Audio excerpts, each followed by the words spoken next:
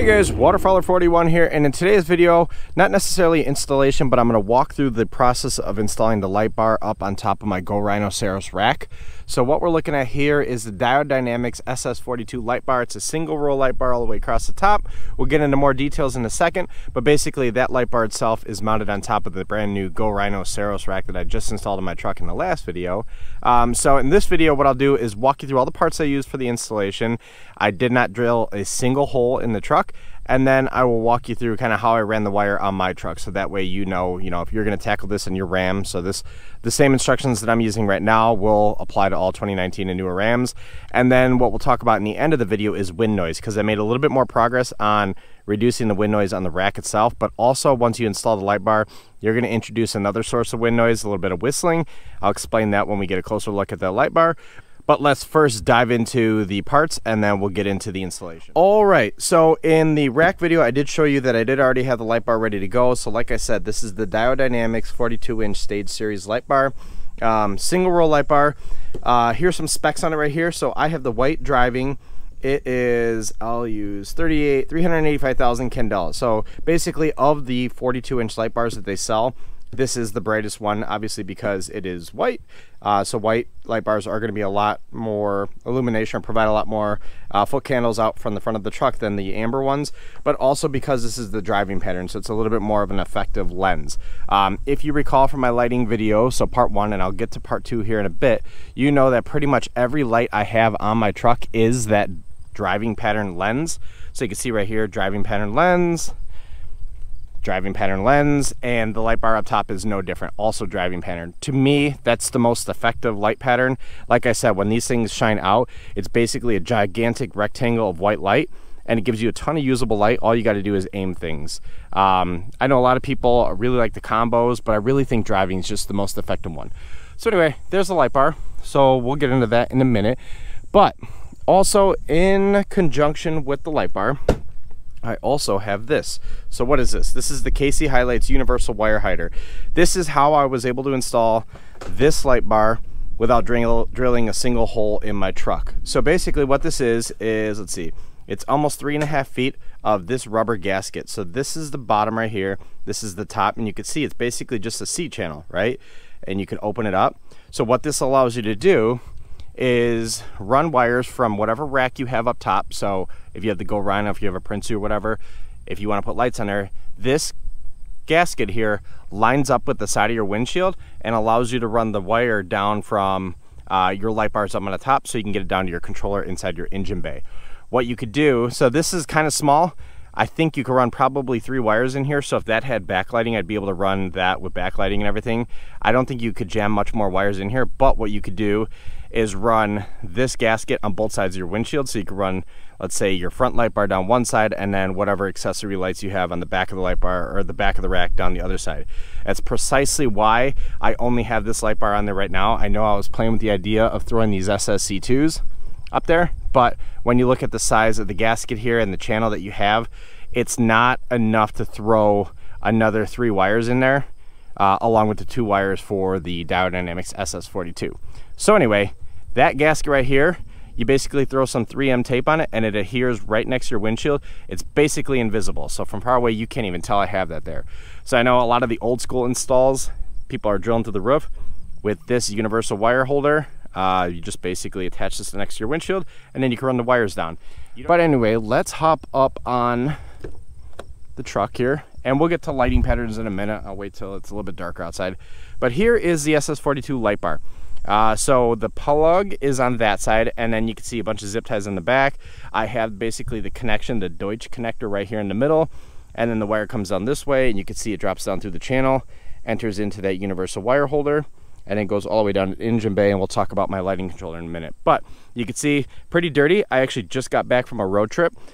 So this was probably the longest amount of road time I've driven with this guy, and it performed great. So a lot of the driving when we were going up to our lake house was at night, got to use this guy. But like I said, the driving pattern on these light bars is absolutely amazing. To me, it's the most usable light pattern possible. So let's talk about wind noise. So like I said, when I threw the rack on there, I fully anticipated getting wind noise, and I obviously did, because you're interrupting the flow of air over the top of the cab. and you're going to get some wind disruption. When you throw a light bar in there, you get a little bit different noise. So you're going to get the wind buffering from the rack itself, but because of how the air is traveling up the windshield, it's going to hit this rack and go down below the light bar. And you see, I got some edge trim on there. We'll talk about that in a minute, but you can see all the fins and all the cooling fins on the light bar itself. When the air goes underneath the light bar, it's basically flowing right across the top of those fins, and what it's doing is causing a whistling noise. It's almost like if you take a pop bottle and blow air directly across the top of it, you're going to make that whistling noise. So that's what's going on with the light bar currently. So when I installed it, the whistling was real bad. Again, I knew that was going to happen. That's kind of what happens with light bars when you put them up there. It's the sacrifices you make to have the illumination you want. But anyway, there are ways to reduce it or eliminate it, and that's what you're looking at here. So you see a lot of door edge trim, and I'm moving around to places. This is a work in progress, but basically I have similar stuff attached to the fins on the bottom of the light bar as well. And what I'm trying to do is find the areas where that wind's hitting it the most to disrupt the airflow over the fins so I could reduce that whistling noise, if not eliminate it completely. But this is one of the common things that the guys in the Jeep groups use. A lot of Tacoma users are doing it as well, so I figured I'll try it, and it is actually working very well. So again, in full disclosure, I knew I was going to get wind noise with the rack, whistling with the light bar. But there are ways to circumvent it or to reduce it as much as possible. Door edge trim is one of them. I've also seen people take rubber gasket and jam it in there, or screen spline and roll that up and jam it in here. So that's another option as well. Anyway, this is the SS42. It attaches right to the bottom rack. I had to trim the fairing just a tad. This light bar is just a little bit bigger than the 43-inch slot that I needed, and really I just had to trim enough to clear the brackets. But it's a nice tight fit. It looks very succinct. It's not going anywhere. When it's on, you don't have any sort of wobbling or anything. It's a very sound connection. So anyway, SS42 mounted on my GoRhino Ceros rack. Perfect setup. While we're up here, let's take a look at this gasket here. So this is new. This is a product sold by Prinsu for their racks. So I went ahead and picked it up for my GoRhino rack. And basically what it is it's a gasket with a bulb on the back of it. And what it does is reduces the amount of space between the cab and the fairing so that all the wind's going to go up over the fairing instead of through here. Because when it goes through here, that's how you get the buffering noise. And I'll show you what that gasket looks like here. So here is the Prinsu gasket. You can see it's got a metal clamp. It's just like door edge trim, where this portion clamps onto the straight metal cut, and then that bulb itself is underneath. So it basically pushes up against the top of the cab, and it reduces the ability for wind to get below the fairing over the top of your truck and causing that buffering noise. But that is where and how the SS42 is installed on the rack itself. And like I said, I got two wires, a positive and negative, coming down the channel here. So let me go ahead and pop the hood, and I'll show you how I have it wired into my aux beam controller. All right, light bar wires cutting across the width of the Ceros rack, goes in, enters our KC Highlights universal wire hider here, comes down. I pass it through this little rubber gasket here, or this rubber trim panel. Pops out right here. You can see the red and black. I haven't loomed it yet because I want to make sure that I have everything where it needs to go. But you got the red and black wire here. Passes inside the fender. It pops out just over here, and then we have it wired right into one of the 30 amp fuse spots on our aux beam controller. I believe this light bar is only 16 amps, so I could really get away with the 20 amp, but because of how the aux beam controller is situated, or how it's set up, the 230 amps I believe are on the left side of the controller, and I wanted this one to be controlled on the top leftmost button, so that's why I wired it into the 30 amp. But once it's wired in here, that's all you got to do is from a wiring perspective. Then obviously close this up, and that is the extent of the wiring you need to do once you have a controller that's as convenient as that. So basically all you need to do is run your positive and negatives right into the controller brain, and then since you already have the controller sitting inside the truck itself, you're good to go. So what we'll do is we'll wait till it's a little bit darker at night, and then we'll take a look at what that light bar pattern looks like. I ran the 32-inch or 30 or 32-inch light bar for a while down there, and I will say what I've learned is light bar effectiveness all comes down to where you have that light bar at. If you have it too low, so down in the grill, it's not going to have that throw like you'd want. Once you have the light bar up on top of the hood, that's going to give you a ton of angle and get that light way out in front of you. Now I know a lot of people will say, hey, putting a light bar up there, Wind noise is one of the things they say, and then glare off the hood. I have zero glare off the hood, so I don't know if it's because of how I have it aimed, but I have nothing off the hood that is any bit distracting at all. And I have a white truck, which you think would have the most glare, if anything. But anyway, SS42 from Diode Dynamics. I'll leave a link to this guy down in the description below, but let's wait till it gets darker outside and we'll take a look at the light pattern. But that is how I installed it on my GoRhino Ceros rack, using the universal wire holder or hider. No drilling whatsoever. Run it into my aux beam 8 switch control panel, and everything is working perfect. All right, so we're back on that same exact road that we're looking at during daylight, but now we obviously are at nighttime, so we can take a look at how effective the light bar is.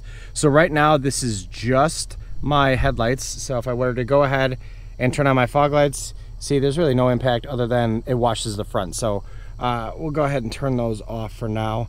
So we have our light switch down here, and if you recall from my aux beam, one of the biggest benefits, or my aux beam videos, one of the biggest benefits of this controller is you can group things together. For the sake of this video, I went ahead and decoupled things so I could just turn them on, you know, one at a time. But when I typically run this light bar setup, I have one button. If I hit this button, all three of them turn on, because obviously if I'm going to turn one on, I want all of them turning on. But anyway, so here we are without the light bar, and there we are with it. Look at the coverage on that one. So again, without, with. And you can see some of the light on the hood, but it is by no means distracting seeing any of that on the hood itself.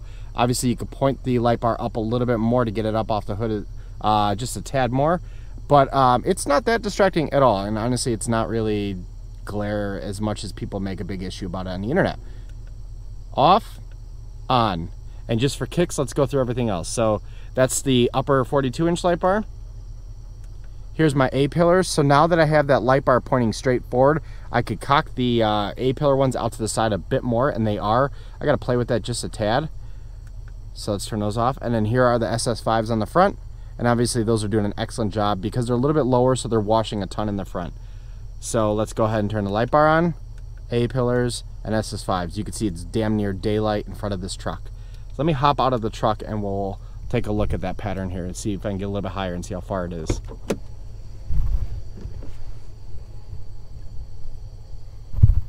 All right, so the light bar is still on. You can see my hood, but it is shining. Man, that is probably lighting up, I'll say probably 75 to 85 yards down the road, which is perfectly usable for my application. Again, I use this a lot when I'm driving up in Michigan, and obviously we're driving at night, so we want to make sure that we can see the deers, and this is by all means helping us. And I actually think there are some deer right over there. I see something moving out in the field there. But anyway, that is the SS42 review. This thing is nice and bright. It's giving us nice coverage in front of the truck, and because this is a nice straight light bar, it allows me to take these guys now and push them off to the side, and maybe I'll take the SS5s and wash them out to the side as well, because I got the SS42 in the middle, and we can get kind of really scientific and really customized with our light flow. But with that said, thank you very much for watching. Appreciate it.